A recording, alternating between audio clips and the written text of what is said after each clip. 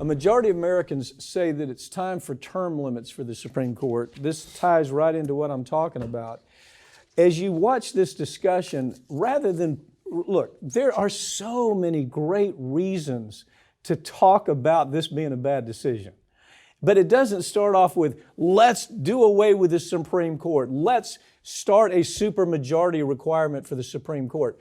You see the problem there, right? It's just who's in power at the time. Right now, it's the Democrats, and this would be good for the Democrats in their mind. A, it's never going to happen. B, all it does is creates this possibility that if it does happen, the next party that's going to be in charge is going to be the Republicans.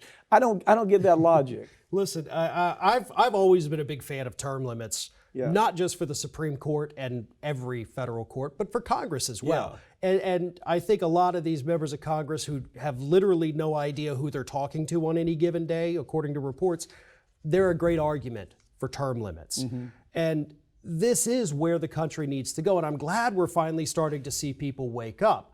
Because, you've got, Clarence Thomas was appointed by George H.W. Bush. Mm-hmm. Mm-hmm. He has been on that court for 31 years, an entire generation on that court.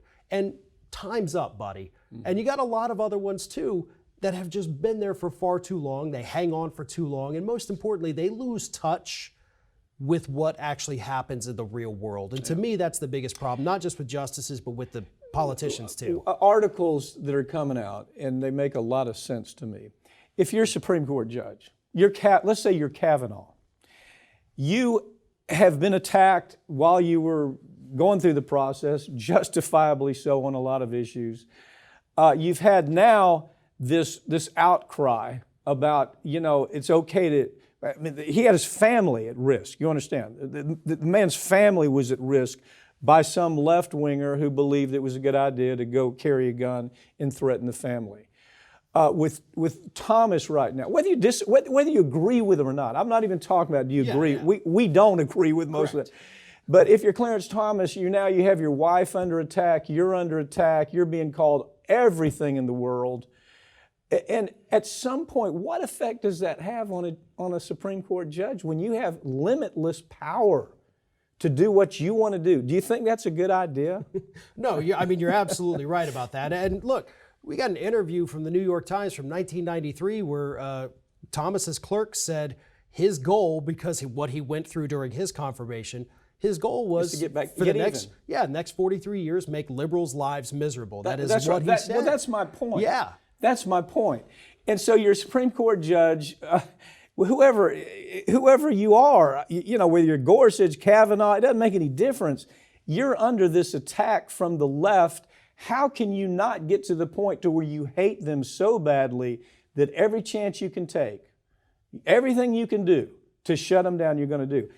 I don't know a living, breathing human being that this doesn't have an effect on. And I don't know why people don't see that. Well, and not to mention, you also know that you can do this with really no oversight whatsoever.